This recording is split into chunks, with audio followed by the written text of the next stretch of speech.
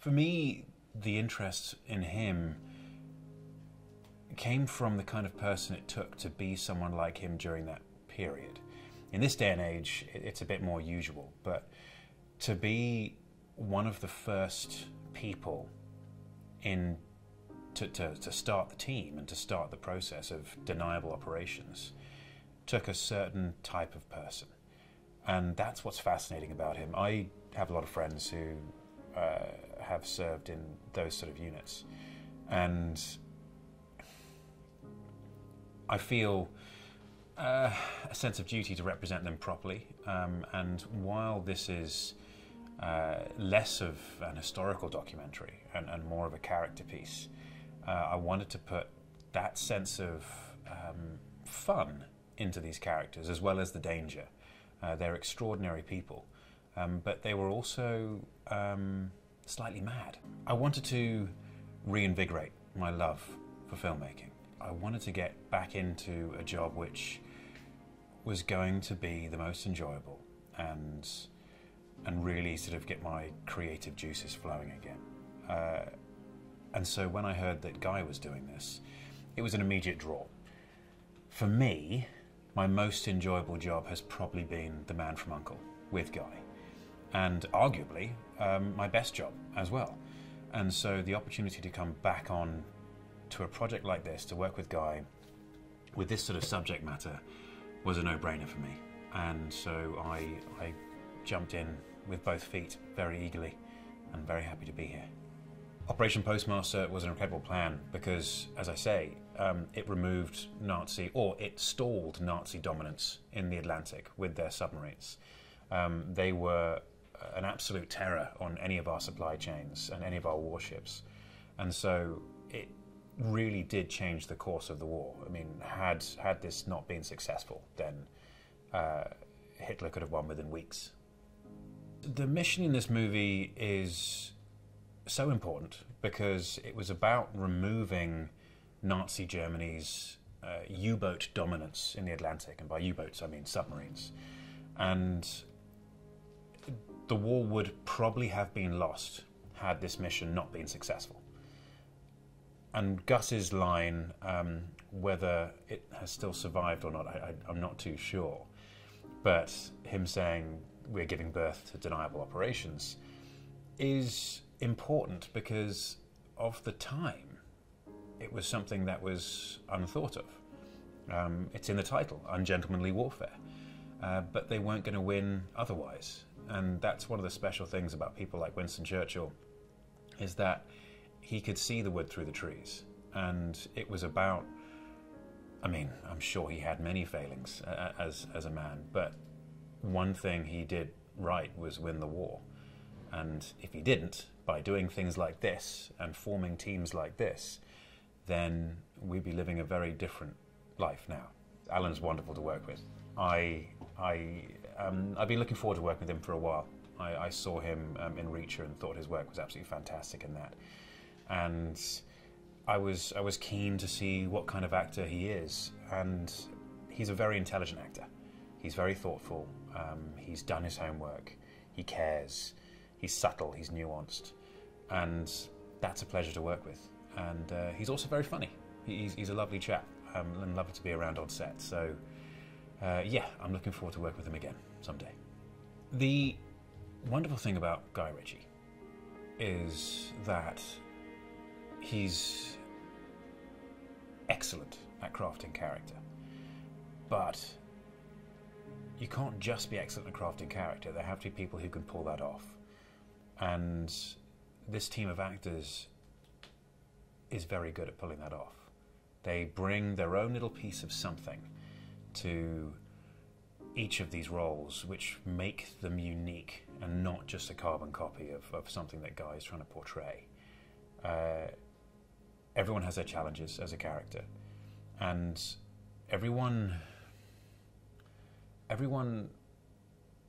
fills their role so wonderfully, and it's great to see. I mean, working with Hero in particular has been a real pleasure. I think he's the youngest of us by a fair margin, and there's some real talent there. I love being on the water, and so the opportunity to actually be at sea again while shooting was extraordinary. I think in this day and age, one would normally expect to be on a green screen stage and at most on a gimbal, but not even that, maybe just a bit of camera movement like this. But something about being on the water, something about being off such a beautiful coastline like we have here in Turkey, it really helps sell the world and the feeling, and so you can really get in touch with it. And also it creates a wonderful bond between the cast and the crew and everyone on that particular vessel, because we're not getting to just disappear off to our various corners and our various stations, and we're on the boat all day long, come rain or shine, and it feels like a real camaraderie gets built that way. And this is such a magnificent crew. Everyone is so good at what they do, and they have such a good approach to it. It's the only other movie I've laughed so much on was Man from U.N.C.L.E., and I love being back here. Absolutely love it. I think Guy Ritchie's brand of creativity will bring something to this that will make it, and I'm not saying that historical documentaries are unwatchable, but they can sometimes come across as information. And I think with today's viewers, things need to be interesting, things need to have a sense of fun. And while it is historical, we're talking about an historical event, an actual mission that happened. We're also playing with the characters a bit to access an audience which is going to enjoy these characters. And so Guy's creativity, Guy's character genius is playing a major part in that. Expect a characterful, fun ride. This is, as much as it's about a very, very serious operation and a very serious time in human history, it is actually presented in a way that is devil-may-care sort of attitude of these extraordinary individuals. And it's a laugh, which I think a lot of these people may have had, because they were dancing around the edges of madness, and that's what made them special and capable for this kind of mission.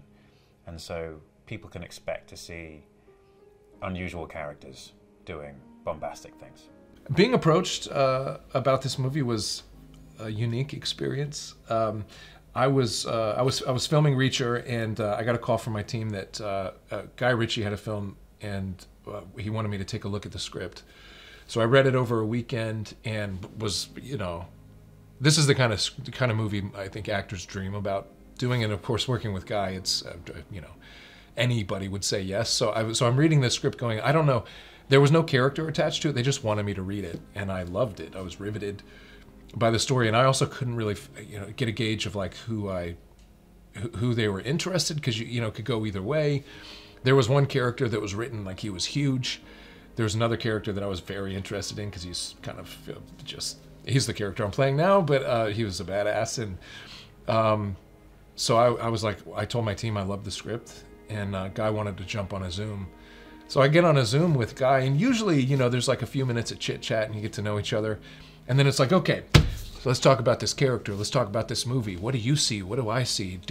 Is our vision aligned? And there was none of that. He was like, you look like a barbecue kind of. You love barbecues. You want to have a barbecue with me? And I was like, sure, I'd love to have a barbecue with you, Guy, anytime. He was like, do you want to do the movie? I was like, sure, I'd love to do the movie if you would like for me to do the movie. He was like, great, let's do the movie. I was like, okay. So I called my team and I was like, I think I just got the offer for the movie. I don't know if that was sincere. It seems too easy. But that was it. And then we did a deal for the movie. And then I'm playing Anna's Lesson. Henry is the first one there, last to leave, always knows his stuff, is always positive. here to help make the movie the best movie it can be, and he leads by example. I'm so impressed. You know, I've got a show where I'm number one, and I understand the pressure that is, the responsibility that is, and how people look to you and then decide what kind of movie are we making based on, you know, what number one's approach is. I'm so impressed by who he is. You know, seeing firsthand how he operates. So I've really enjoyed working with him so far. Working with Guy Ritchie is unlike any experience I've ever had, and it's simultaneously the scariest and most exhilarating creative endeavor I've been a part of. I would do it again in a heartbeat. I realized right away Guy's process is this very exciting, organic, let's make sure that we've reimagined the best of what this could be, you know, and if it's similar to what's on the page, great, and if not, even better. So it really puts you on your heels as an actor, especially when you're playing a character like so foreign to you. But then you realize tonally, this film is something totally different to Guy, which is why he's so good at what he does. He can put a stylized, personalized fingerprint on something that's just so him. And that's what he did. For us, just right out of the gate, there was sort of a cool factor to everything these characters did, a pace and a rhythm that was very offbeat. You know, if you think you're coming in as like, you know, a traditional army, you're running towards the front of the battlefield, like it was anything but that. There was a casual, nonchalant nature to the way these characters moved, and it made it funny. It was great to be out at sea, and you know, I was pulling up to the ship one day with Henry Cavill, and I looked at him and I was like, this doesn't happen, you know? Only movies like this bring you to places like this, where we look behind us, we've got the mountains of Turkey, these beautiful azure waters, and this old pirate ship that we're pulling up to. I was like, this TV doesn't give you this. Very few jobs do. I said, this is like a dream, you know? And he was like, agreed. You know, I mean, it's just so cool to be a part of something like this. This cast, you know, the main cast that I work with, you know, Cavill, Pettifer, Golding, and Hero, you know, we've got a group of varying degrees of experience and age, and this a bright demographic. You know, it's the kind of cast you dream about working with in like an ensemble piece like this. But it's when you get to know them as people, this is an egoless bunch who have all figured out a way to craft really distinct, unique voices for their characters, and it's so fun to watch everybody work. There's kind of a mutual love affair. You know, everybody looks at everybody else's character and they're like, oh, that's so good, it's so funny, oh, you're the best character in this. And I was like, no, you're the best, I watch you, and I'm like, this is amazing, I can't wait. And everybody, I think, just can't wait to see everybody else on screen, you know, and that's definitely how I feel. And I think when you get that kind of chemistry, the audience wins. The Fernando Poe mission is a story of the underdogs triumphing with the most impossible circumstances, and you know, if you study the history of these characters, the journals, the diaries, the you know, the paperwork that they had to fill out at the end of each mission to explain, you know, there's a really solid picture about what these guys went through, and they were always the underdogs. I mean, they never had the tools they needed. You know, it would be so much easier to air raid that port and just decimate these ships and the you know, the areas where the Nazis had the turrets, you know, guarding. I mean, there were tools at the disposal of the Allied forces, but again, it was so politically precarious that they couldn't use those tools. So to have a group of guys who have to go in without the tools they need, nothing but the heart and the will and the mind to find a way to succeed at all costs, and then to see them do it is amazing. And you know, we're seeing the truth of that come to life on screen. This is real. You know, this is real heroics. You know, I mean, it's one thing to play it. It's one thing to enjoy it on screen. It's another thing to know that these guys did this. These guys did this. You know, there are real stakes here. When I started studying these characters, I read 3 books about both the character that I play and the Ministry of Ungentlemanly Warfare, these declassified documents in 2012. And I'm disappointed that I didn't know more about these characters and these stories already, that, we're not like taught the lore of who these guys were in school. They're so heroic. And I think anytime you have these kind of protagonists that are historical but larger than life, they deserve to be seen in all their glory. The size and scope of what they were, their stature, deserves to be spread across that large screen, I think. So I think it's the only way to see this. It follows the conception of the SOE, which is the Special Operations Executive. And this was a bunch of chaps that Winston Churchill put together, unbeknownst to the entire sort of rest of the British government, to undergo certain operations in which needed highly classified individuals to accomplish things that would steer the war into more of a, I suppose, a British kind of, I don't know. Up to that point, I know I was doing pretty well, wasn't I? Brilliant answer, and I was so happy that I'm doing EPK with you, because that is just on point. But yeah, it was like more to steer the war into a different direction. Like these guys were a pinnacle point of a really scary time.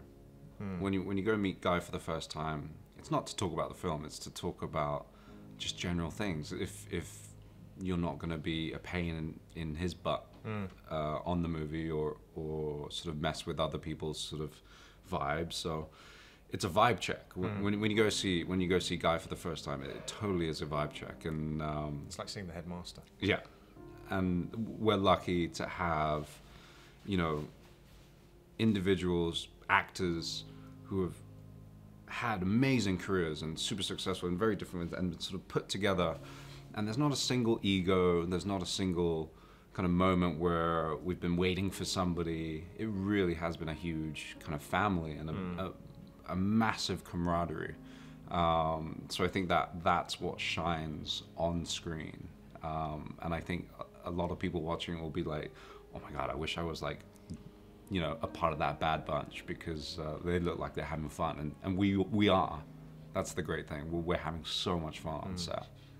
Yeah, and I to add to that, like, there's that amazing friendship that's formed when you are, working together, creating art, being creative. But where I go back to the steering of a narrative that Guy creates is that the characters that he forms, and it really is him forming these characters and kind of letting you run a little bit with it, but there's like a guideline that he creates. Creates individuality, a unique individuality between each character that kind of bonds and gels with the other, that also adds this layer of like friendship, but unique friendship, which it's very fun. He knows everything that is going to be shot. He knows everything that's going to happen. He knows the dynamic.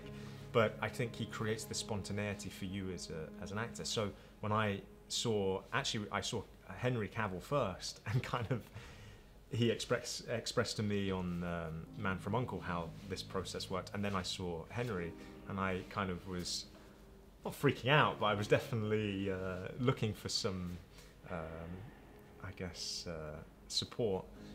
But Henry explained, he said, don't worry, it's a very liberating experience. And it really has been. It's been like the most creatively liberating experience of my career, to walk on and to kind of be thrown into this dynamic, not just you, but everyone thrown into this dynamic of spontaneity. I think it's also, it lends itself to filmmaking, not being bogged down Yeah. by preconceptions of what you imagine a character to be like, or imagine a script to be like, and you're creating it as you go with everybody. It's a very it's a freeing experience. Absolutely. And it's so, everybody has their say. Everybody can make a suggestion, and if the suggestion's good, Guy will be like, that's great, we'll keep that in. If it's bad, then you're like, And that's not good. And the construct of the script kind of remains the same. But what's interesting is there's never been a day or there's never been a scene that we've ever walked away that we haven't gone, that's 1,000 times better than what we were going to do. Mm-hmm. Like, and you don't understand it at that point in the morning, but like this trust that we've all built towards one another, walking away at the end of the day, you feel liberated. You feel genuine. You feel completely terrified the whole day and like a nervous wreck, but at the end of the day it's that feeling of like accomplishment, and to have that on a movie of this magnitude every single day and creatively walking away and feeling fulfilled is a kudos special. to die. Yeah. Very rarely do you before you start a project receive a beautiful email, kind of, showing his leadership in a very humble way. You got an email from? Of course you got an email. What do you mean? Did you not get an email? No, you definitely. I was like, see you on set. That's it. No. It's true. He sent. No, I was really. He signed off with XX. No, he sent a really beautiful email being like, "Look, I'm really excited for us all to come together," and it just sets the tone as he's the. Sounds exactly like my email. Copy pasted. That guy. Just copy pasted all our emails. God. No. And on a set, leadership starts from the top. So when you're sort of the lead and number one, there is this sense of responsibility, and you set the tone for the rest of the actors. And what a tone Cavill sets, because he is just an absolute gentleman. Alan's a big gentle giant. He's a softie. He's also so intelligent, so articulate, multi-talented. Like, he's an amazing father to boot. Yeah. Which is something both you and I kind of, we have 2-year-olds, and he has a clan of 3 boys, and they're so well, kind of just good kids, Yeah. So he's a testament to him. We're on the boat. We're like a couple miles out to sea, and we're all doing the scene, and in between takes, Alan is downstairs with a guitar, writing music, and that just like shows you a little bit of an insight of who this man is, because you have this facade of, he's 6'5", like 240 pounds of muscle, kind of like, but he's such a gentle soul and like so creative, and he's got a man crush on him. Yeah, I do have a man crush. Him and Cavill. Hero can't stand. Pain in the ass. Why it's important to tell a story like this is that stories have been told before like this, but I think that when you have, and I know this sounds cliche to say, when you have Guy Ritchie at the helm of a story like this, you can look at a painting 1,000 different ways, and there's been many war dramas, political dramas, but when someone is at the helm, and giving a different spin on a narrative that is exciting and enthralling, and I think it changes the way that we experience something that we've seen, or a narrative we've seen many times before. But saying that, this narrative in this time setting, we were talking about this the other day, I don't think we have seen.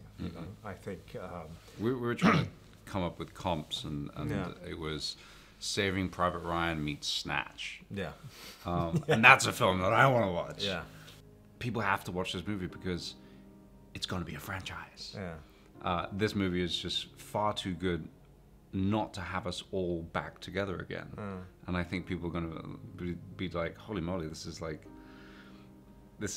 to be a lot of fun, seeing where all these characters go. Yeah. We have Heron, Marjorie, Gus, Lassen, Freddie, Alex, the Apple Yard man. But there's just, it's just such a vibrant bunch of characters, and Guy brings out the best of that. And there's no better character builder than Guy Ritchie. And it's just one of those films that you're rooting for all of us. We'll just throw out adjectives. Okay. and our stars. Okay. So the film that people are going to be watching is something exciting, Enthralling. action-packed, Chic. funny, Fashionable. worldly. You're going to win this one. I feel like I'm on Come on, countdown. come on. Sexy? Yeah, I'd say that. Yeah. Especially when Alan's at the helm of the boat, shirtless, Oh yes, Jean-Paul Gaultier ad. pulling rope. Also, I would say a little bit bloody. Yeah. There might be some blood. Yeah. Heron, you know, he's a guy that's sort of a, I want to say he's a spy. I want to say he's a spy, a special operative, a man on the ground, you know, undercover in a certain way. And I just love that idea. I've always wanted to delve into characters like that and to do it on this kind of palette, you know, this kind of canvas. Yeah, it's something I was looking forward to, and it's sort of, you know, Casablanca, you know, and Rick, you know, in his cafe. So, yeah, so that got me really excited about it. Marjorie is just this wild, funny, bold operative that Heron's got to, you know, show around, and together they're going to cause some havoc. It's been fun. It's been fun. Isa, working with Isa has been really fun. She's wonderful. She's collaborative. She's easy to work with, you know, and she's direct. And it's been a real lovely time working with her. Yeah. And of course, as Heron, I've worked mostly with Marjorie. But I do come in touch with the boys, you know, with Henry, the Henrys, and Alan, and Alex, and Hero, and it was fantastic. It's been fantastic working with them. Fun bunch of guys, and just they get to the work. You know, Henry C has been really cool. He's clearly into the work, and likewise for everybody else. And you know, we've just really enjoyed ourselves, and yeah, and really trying to shape something that's different. I've been a very big fan of Guy since, you know, Lock, Stock, and Two Smoking Barrels. I was a massive fan of that, and then of course Snatch. So he's obviously one of those directors that I've always wanted to work with, and yeah, it was quite lovely and sane when that opportunity came around with Wrath of Man. But of course, this is a bit more substantial in terms of Heron, in terms of the size of the character. And so, yeah, so I've been really excited to work with Guy, and it's just been wonderful. He's, you know, he's got his ways, he's direct, he's funny, he's, you know, moment to moment changing of ideas, and, you know, and just dialogue, and yet when it comes out, it makes complete sense. With Guy's direction, I think that's just, there's just a certain spirit. There's an adventurous and sort of laissez-faire, but yet intense spirit that the guys bring. And I think that should give us something worth watching. It was my first time seeing it, so it was really quite beautiful. And it was special being out there. It was special being out in nature. The water is clear blue, beautiful, yet scary, because there were supposed to be tiger sharks or something down there, you know. It was like through their migration period, so it was a bit of, you know, make sure you do not fall in.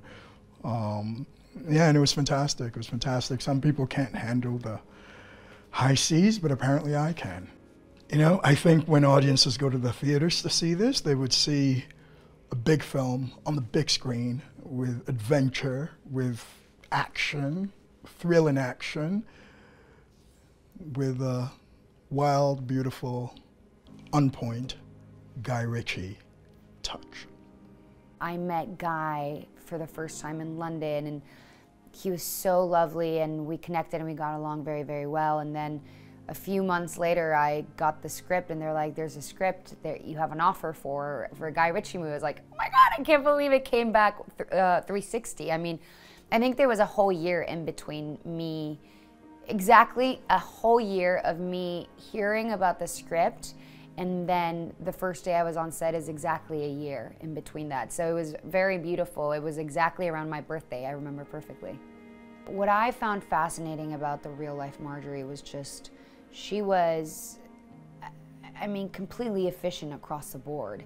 And what I think that Guy has been really great at is bringing that to this script and just adding what this character had. And what she had was obviously incredible wit, incredibly smart, knew everything she needed to know. She was tactical in every shape or form, but also, you know, we've added, she knew multiple languages. She used everything in her box of tools. And she, as you see, she's quite the brains of the operation. The men are just doing the heavy lifting because she's always ahead of the game and she's quite smart. And Guy really focused on that and made her, I mean, the way that Guy does with female characters, just multifaceted and entertaining. For me, it's really important to create characters on screen that portray the way that I feel of being a woman. And I think that there's so many historic female characters that have been done and haven't been able to be shown on screen, and this was one of them. And I felt this was a great opportunity to shed some light and some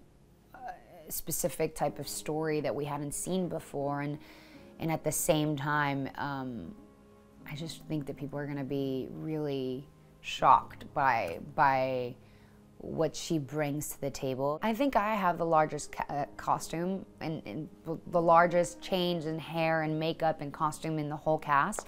I think the boys are in one costume the entire time, so Lulu had a lot of fun and the hair and makeup department had a lot of fun. But it's great. I mean, it's just, I've never played a period piece. You know, I grew up as a Mexican woman seeing all these movies and being like, I'm never gonna be able to play any of these roles because I'm nor English or American. And there was very few Latin characters at the time in that world. So it's always been my dream to be in this look, and being able to bring it to life has been incredible. And I mean, the team has been nothing but absolutely aces. I mean, from the research they have, from books, like vintage books, they open every single detail to. All my makeup are like remades of original makeup in the 1940s. So they've been quite specific, and it's been, but also giving it a twist, right? What's this beautiful modern, what works for me and my look. It was terrifying because we were on set, and I've always thought about when I watch movies with like live concerts and stuff like that, I'm like, that has to be terrifying. And I had to be on that stage and really feel confident. So I did a lot of research, obviously, of the period and how women sort of danced. And I looked a lot at Marilyn Monroe at the time and the way that she performed, the way she sang. And I wanted to bring all that to, but with a twist of modern time, because I still feel like even though Guy Ritchie always sort of chooses for specific periods of time, he always brings a certain modern twist to it. So it feels sort of timeless in that regard. But yeah, that scene was incredible, and he chose the song on a Monday. I recorded it in 3 days. I learned the whole song in 2 days. I've never heard Mac the Knife before, which is a total embarrassment for me because it's such a great song. So I had to learn Mac the Knife in 3 days, and then really I heard a lot of different takes of the song, and we really wanted to bring a little bit of all of them into the recording. Especially because it needed to match the action. So we wanted to have like big crescendos with the voice and whatnot, and really intertwine it with the softness of the sensuality that she's doing it, but she's fun too. And then he threw some German in there as well. And I mean, it's been a whirlwind, but I feel really excited and I can't wait to see the final product. We focus on her strengths as a woman and what she really brought to the mission versus anything else. And I think that at the end of the day, I mean, it just goes to show how well equipped she was, that she really helped incredible. She was a huge, huge piece of the puzzle when it came to this mission. So it is really cool to be able to bring that real story to life. More than anything, his strength is he is incredibly smart as an individual. He's just so well informed, so educated, and really is curious about the world. And so he brings that curiosity into what he does, and you can feel it on set, because what I think that his biggest forte is his dialogue. He has such a witty personality, and that really transfers into his dialogue while you watch any movie he's ever done. And so I just have enjoyed every single day. You know, the cutest thing is when you work with directors that they're like big kids, and so you see Guy chuckling over something that he came up with, and he really is chuckling, and he's like, this is so funny, and he'll keep laughing, and I just find someone that is like so interested in dialogue and finding a rhythm into the wittiness of someone else's brain, incredibly fun and entertaining. Well, what I hope that global audiences experience when they're watching this movie on the big screen is the beauty and how rich it is. I think that is such the way that our DP and our director have worked on this movie, every single detail, even walking onto set, is incredible.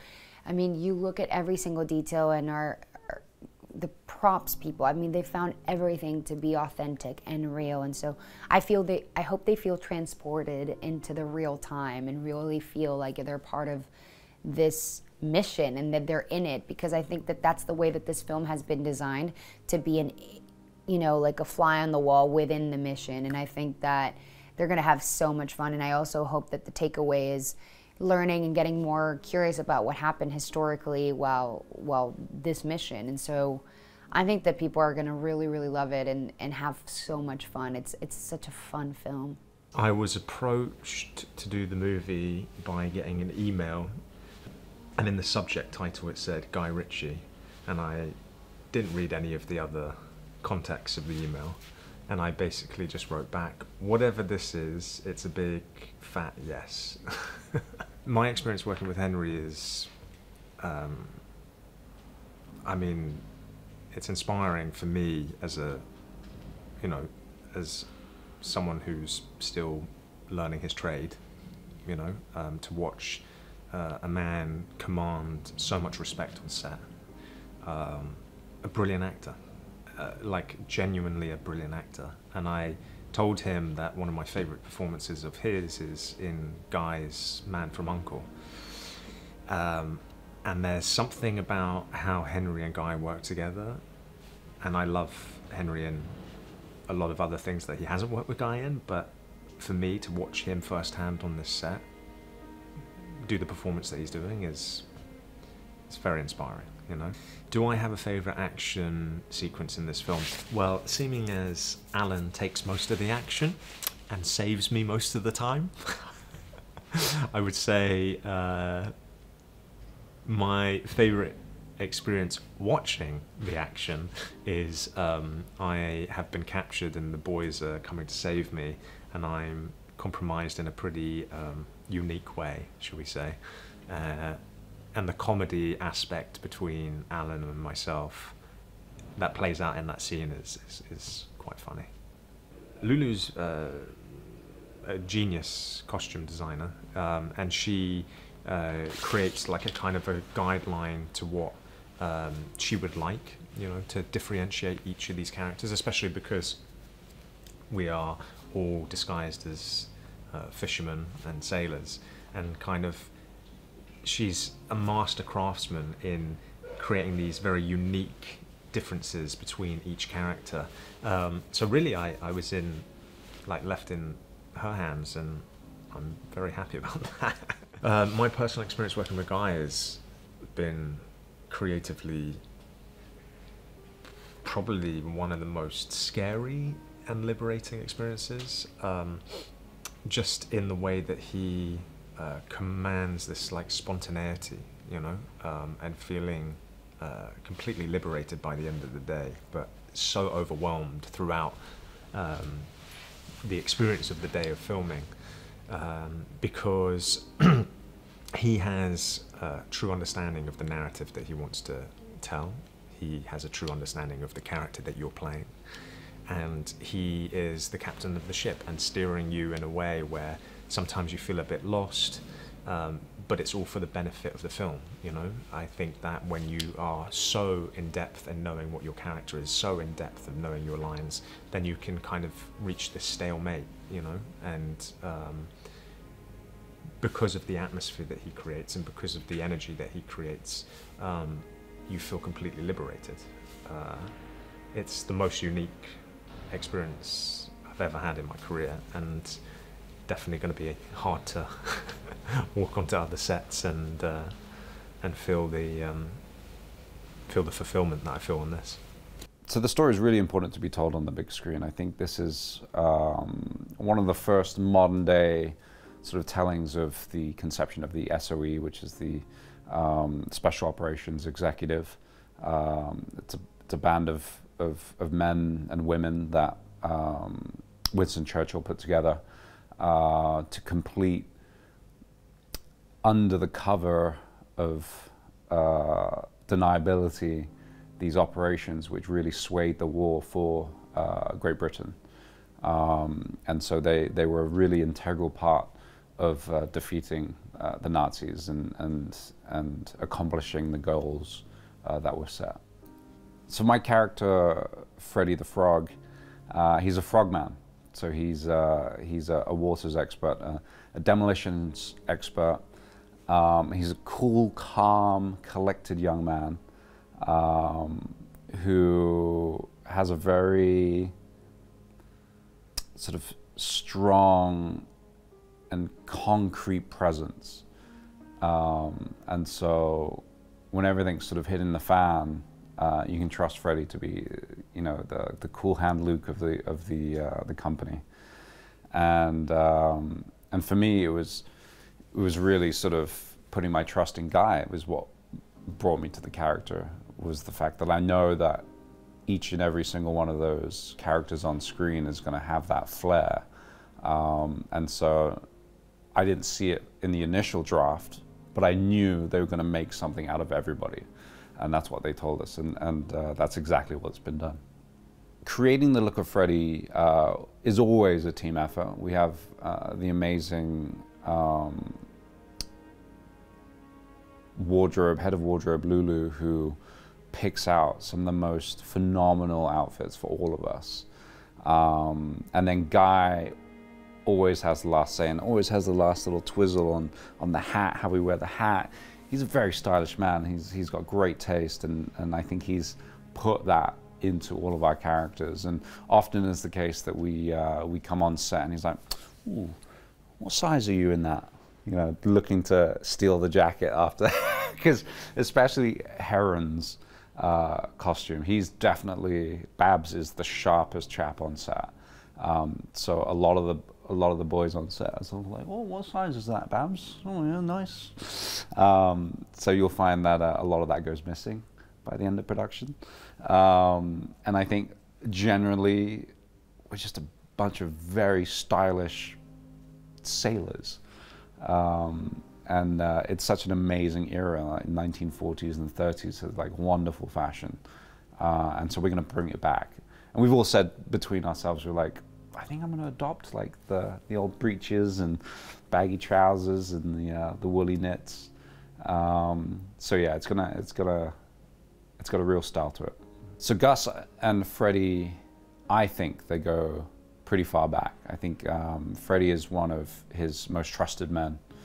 Everybody on this mission is picked because of their past history with Gus, and I think they've completed missions beforehand, and so it's one of those relationships which has absolute trust, and we know when the captain says something, it'll get done, because the boys will do literally anything for Gus, and trust his judgment, trust his direction, and things just get done with him.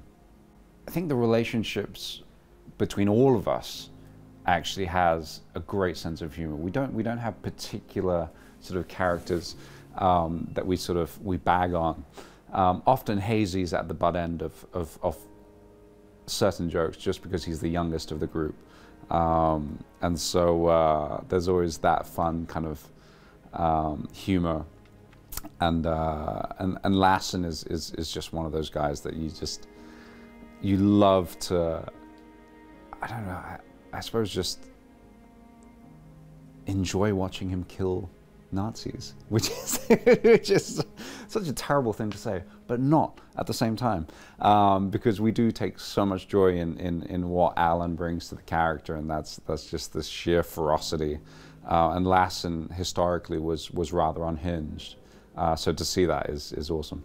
So our experiences out at sea have been amazing. You know, a lot of these films that get made these days, it's always on a green screen, it's always kind of, you know, in a studio, and they found the perfect maid honor, and they brought it, I think it was in Europe somewhere, and they brought it down to the coast of Turkey, and we've spent the past sort of 2 weeks filming on it. Being out, like, I've got fantastic sea legs. Alex doesn't have. He probably has the worst sea legs, but he was fine. He was absolutely fine. But to be out there in the ocean on a sailboat is phenomenal, and it just gives this just reality to it all, and it's just going to look phenomenal on screen.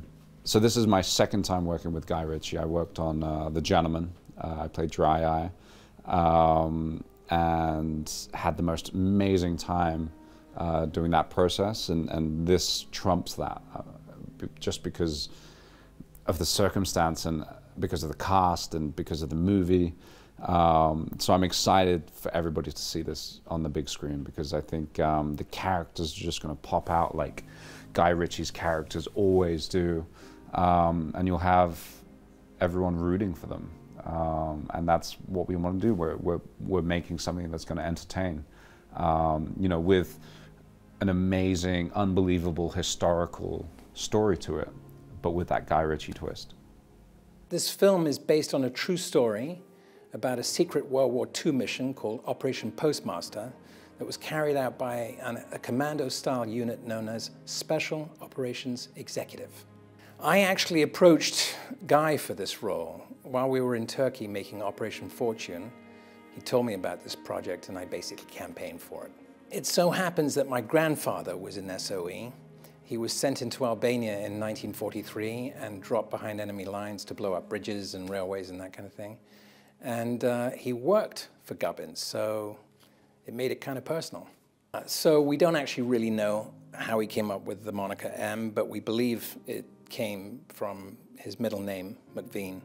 And he was born in Japan, raised in Scotland. He was an artillery officer in World War I, where he won the Military Cross for bravery. And he was also in the British Army in Russia during the Russian Revolution, and in Ireland during the Irish War of Independence. And that's really where he developed a keen interest in guerrilla warfare. So Churchill believed that the only way to win the war was to fight the enemy at their own game. And he believed that guerrilla warfare was the key to succeed. And he told Gubbins, actually, that he wanted SOE to set Europe ablaze, and that's really what they did. Well, M didn't really get to choose the whole team, because Gus March Phillips, who he chose to lead the expedition, really was adamant about picking his own crew. So because M had a soft spot for March Phillips, he really let him have his way. Well, they're both legends in the industry. Jerry has a remarkable eye for great stories, and Guy is a remarkable storyteller, so I'm actually surprised that they haven't worked together until now. Well, Guy totally understands the actor's process, and because he creates such memorable characters, I just love working with him. It's such a joy, and he's so funny. I mean, his sets are just filled with joy, so I find myself laughing hysterically every day. Well, Jerry and I made Days of Thunder 33 years ago, and one of the things I love about Jerry is that he's really modest about his achievements. But he's the same guy, just passionate about his work, very modest, and obviously loyal to a T. And yeah, I'm so grateful to be back working with him again after this length of time. Yeah. All Guy Ritchie movies need to be watched on the biggest screen possible. Well, Guy likes to paint on a large canvas, and all of his movies are epic, but I think this is the biggest epic of all because it's a classic World War II action drama, and it's a true story. So yeah, it's based on a true story, my understanding of which it was the first clandestine mission in modern times, and let's call it, I was going to say this century, but the last one. And it gave birth to special forces in various countries, America, New Zealand, Australia, and the UK. Not sure if there's anything else in that equation.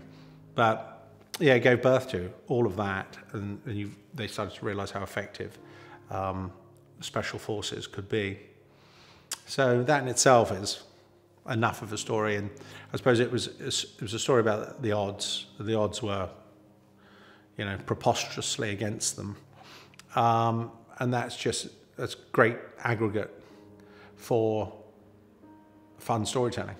I think what has to happen is you have to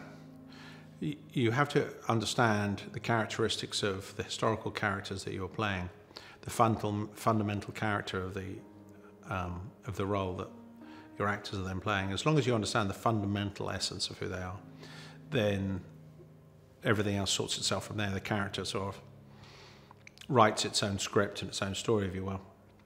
They write their own character. So you do have to do some historical research on who those characters are. And then, as I say, the characters themselves almost give birth to their own dialogue just by the benefit of understanding the fundamental character of who the historical character was. I made a movie previously with Henry called Man from U.N.C.L.E., which I enjoy very much. Henry and I get on, we work well together. I think he trusts me, and he just had the requisite characteristics that I thought we could elicit together.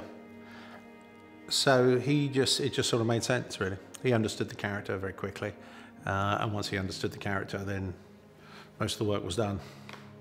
Asa was so enthusiastic initially about acquiring this role, and enthusiasm goes a long way in my world.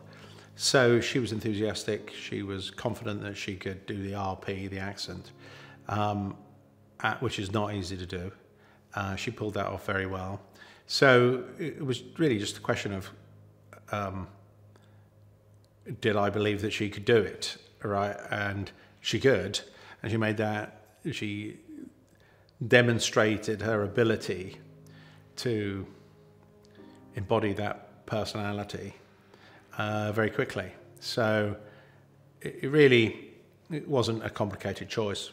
Alan played Anders Lassen. Anders Lassen is seen as one of the pioneer characters that the SBS founded their ethos upon, which is a form of controlled and trained and experienced madness. And Alan sort of understood that character pretty quickly. And funny enough, all the characters really managed to, I would have said within minutes, understood exactly what those characters were going to be. I mean, we wrote most of the dialogue on the day. All the actors were up for that. And as I said previously, as long as you understand who those characters are and they're modelling on who they're modelling that their character upon, then really all the work was done. That was the most important thing, is for them to understand who their historical character was based upon. And Anders Lassen, who was a Danish aristocrat, I seem to remember, that found himself on these shores for one reason or another, was clearly quite brilliant at manifesting appalling things, which was quite necessary to manifest at that period in time. He's a pleasure to work with, Jerry. He's a pleasure to work with. He's obviously incredibly experienced.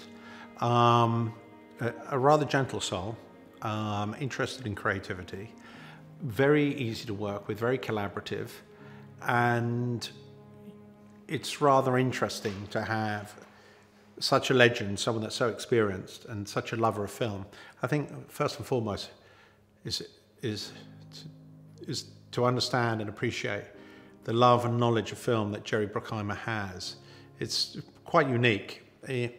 Where you really want to end up is in the world of people that are passionate about their jobs. Jerry is like wildly passionate about his vocation, and is as excited now. I can't imagine that he was any more excited in his youth, because it's quite hard to be more excited than he is now. So really, first and foremost, he's a lover of films, and it doesn't wish in any way to undermine the director. He's rather cunning like that, and I mean cunning in a very positive way. He's there really to collaborate and assist in as many ways as he can. Really, he's just a sort of perfect partner in film. Really what you want is just partners that are collaborative and generous, really, in the filmmaking process. And Jerry was all of those things: experienced, collaborative, positive, and certainly not lazy. Shooting on HMS Belfast, I think I went on there in 1975 with my mum, where it looked comparatively modern. So, and it's lived on the Thames. I can get there in about 15 minutes on my bicycle from here. It's one of those things that sat there as a London landmark for as long as I've been around. And then when you find out how many times that boat has circumnavigated the globe, that induces some respect for it. I mean, you'd have no idea that, we shot that 15 minutes from here in the middle of London. That was rather useful, having the authentic bit of kit 15 minutes from here. Selfishly, I wanted to tell a story about the Second World War, because that is the spaghetti westerns and Second World War films were what I was weaned on. And the idea that I could take a sojourn into the creative world of storytelling in the genre, it's a natural fit, principally because it was where the genesis of my interest in films came from. If you're going for the full experience, you've just got to go to the cinema to have the full experience. I don't think there's any ambiguity about that. It's also the sound. The sound that reverberates through your body elicits a completely different experience.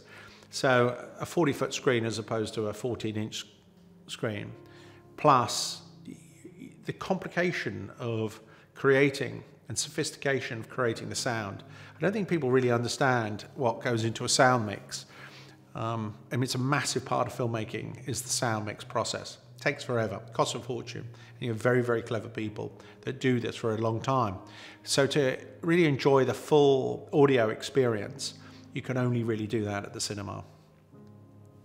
So the complete experience, it's really worth going to the cinema for. Well, Ministry is something that's so interesting, because it was files that were put away for years and recently put out to the public. It's Churchill's secret files.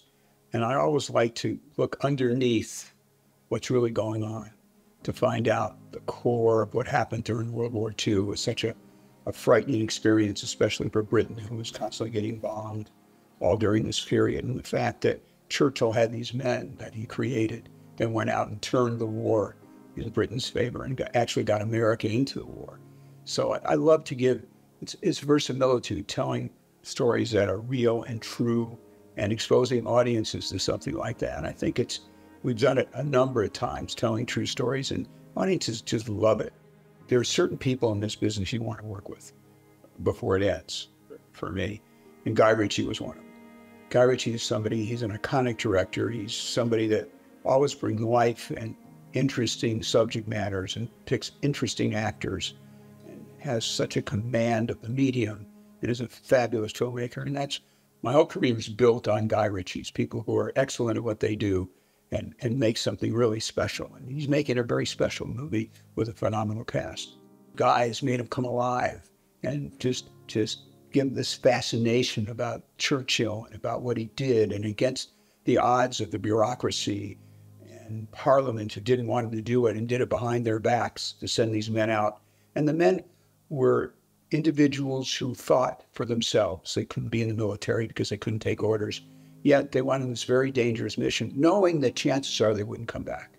And they were all just scrappy individuals who were brilliant and thought on their own, went out and did this amazing thing that changed the war. Damien was always our touchstone. He was somebody we always went to for authenticity. If we came up with things or put things in the screenplay that we weren't sure actually happened, we went to Damien. Damien was a big, big reason this movie got made, just by his expertise and knowing the subject matter, digging into the files, creating this phenomenal book. And that you can't have anything that works this well without somebody like Damien working on it. I'm really a big fan of history and like to enlighten audiences about what happened in the past, because if you don't know what happened in the past, you're going to repeat it in the future, and that's not good. So this was a story that is something that captured my imagination. And I make movies that I want to see. It's not that I just go make movies because I know the audience is going to love it. I had no idea what an audience likes, but I do know what I love and what I want to go see, what I pay my money to go see. And this is the kind of movie I would go see. It's a big adventure. It's got fabulous characters, and it's a part of history. Now you're not only being entertained, but you're being educated. And that is the best part of entertainment. When you can educate an audience on something they didn't know anything about, that's actually true and real, that's really a wonderful thing to be able to do. Well, we're making a Guy Ritchie film, let's face it. And he's a master craftsman, master director. And I'm just here to support him, to try to help and do whatever I can to make his life a little easier and get him what he needs and make sure that everything is there for him to make a terrific movie. That's what a good producer does. I think that putting the cast together is something that Guy and all of us, worked very hard on. Guy especially, and Ivan really kind of found the best actors for these particular parts. And a lot of actors that I hadn't worked with and wanted to work with. So I'm very fortunate that they have such a good eye. And you look at that cast, and men are so handsome, it's beautiful. So it's really, they're wonderful to look at, and they're terrific actors. So that's really nice to see them on that big screen.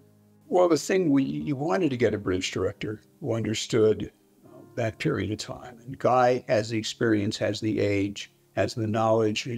He's a fan of history and studied history. And he really gravitated towards the material. He hung with us for a long time until we finally got it set up. So he was really somebody that stuck with us because it was a long period of time. I'm sure he did 2 movies or 3 movies by the time we got this one made. I'm a big fan of Churchill.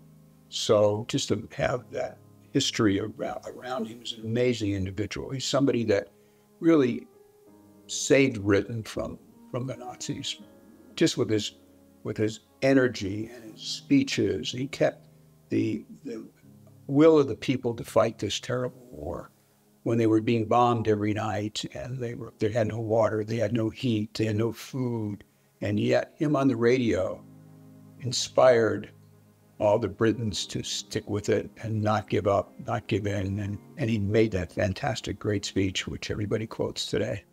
When you see Ministry on a big screen, it's going to have the energy and the intelligence that Guy Ritchie brings to a movie, and it's going to take you into a period that was very dire for Britain, and how these men and a woman came and changed the course of the war.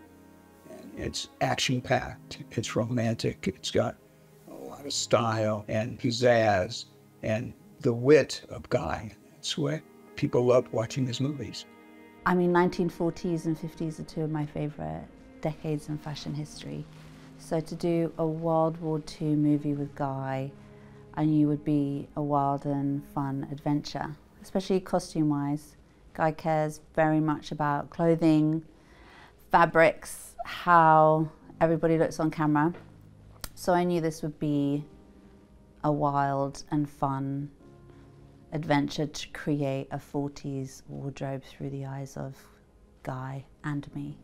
It's difficult doing research, especially anything Special Forces, 1940s. Any of the picture references I found were really in books, especially Damian Lewis's Ministry of Ungentlemanly Warfare. But I really dug deep into that whole world of merchant seamen, and you can see the textures, the prints, and the style in which all of these lads in those days wore their clothes. So it was important for me that each one of our 5 guys had their own sense of style through not just what they're wearing, but how they wear it, giving them all their own unique silhouettes. So you can essentially tell who's who just by looking at their silhouette. The trick is really to say, you know, what jumps out at you and what do you like about what that man is wearing or what do you not like. And each of them had their own sense of style that they noticed. So it was important to bring that element into their capsule wardrobes that I created, and then when you have them into the fitting, I think it's important to let them take the lead a little bit in what and how they want to wear it, and then I just tidy it up in the end.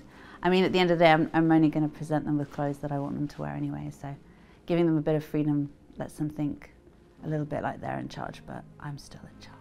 So I worked really closely with our production designer, Martin John, to make sure the fabrics and the colours that I was using for each of them worked with sets and the environment. And then we've got Edward, our amazing DP, and because we're shooting out at sea, it's really important that all of those colours work out there in this wonderful natural daylight too.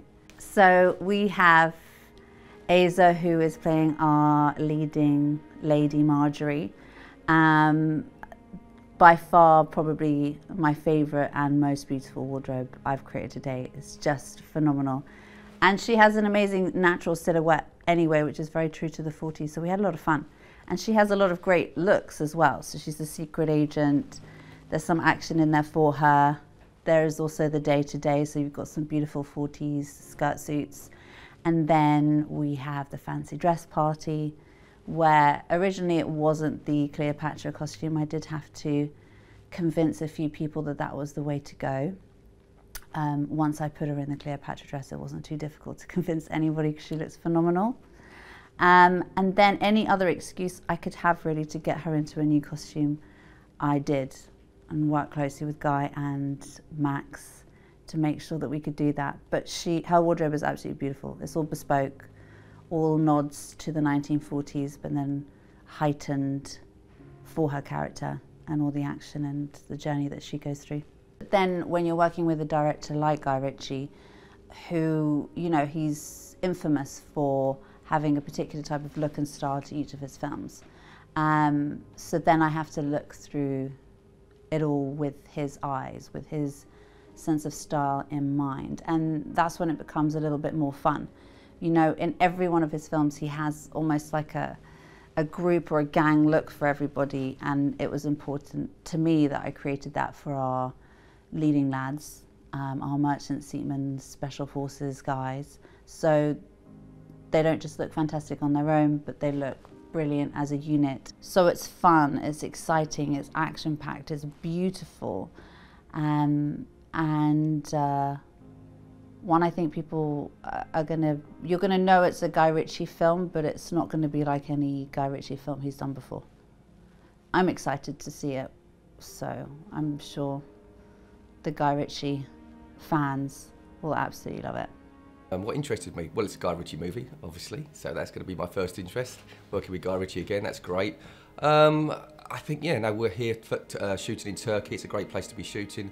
The script, again, to do with the SAS and stuff like that, being established very early on in World War II, and knowing the story and the backstory of that is, yeah, really good thing to be part of. Again, filming out at sea was, that's got its own complications, let's just say. Obviously the weather being one of them. Again, prevising that, I went out for a couple of days and I prevised that on the boat. The maid honour sequence we did there, and we put an action sequence together with the guys, just to sort of give everyone an idea of what we could potentially do on that boat. The boat we didn't get till, well, I certainly didn't get it 2 days until we shot the sequence, which means I had 2 days to put a previs together with 20 guys, basically. We had like 12 or 15 sailors that get onto that boat, and then we have like 3 of the actors that are on there, and they all have to be part of that action in that sequence. So yeah, I had 2 days to go down there, put a sort of action story sequence together, and then shoot it like 2 days later, which we did, and it was great. The script changed like literally the day before, and Apple's character was now in this holdout, in this holding area that was he was captured basically. So none of that was scripted. So I then had to make up, let's just say, the dialogue of what was happening within that Nazi camp, where he was, how they were going to attack it, who was going to attack it, how they got separated, as in the actors attacking it, from my perspective. So I sort of was telling the story right at the beginning for everyone to sort of have an idea of how it could be played. And we did something very similar to that as well. Guy did change it up a bit, and he sort of, you know, put the actors here. Alan Richardson's character, Lassen, he's got a bow. How does he use that bow? How does he take out the people? Obviously, when you're attacking some sort of camp like that, you're trying to keep it real, but obviously it is a movie, so you want to just be on the realms of realistic all the time, and then you can just, you know, just dip over the edge if you have to. So it felt right for me to Lassen to take out people with the bow from long distance in the towers and stuff like that, and then they go through the fence and then they attack. Again, the movies that we always put together, it's always, you know, time scale is very short. So everyone has to work really, really hard to pull things together. And working with Guy and his team and everyone around it, you know, not just in Turkey, but the whole of production, we all know that, you know, things have to happen, and they have to happen quickly and efficiently to bring the best out in the movie, I think, yeah. Well, I mean, at the end of the day, it's a Guy Ritchie movie. So it's going to be fun, it's going to be exciting, it's going to be great action, and it's going to be fabulous.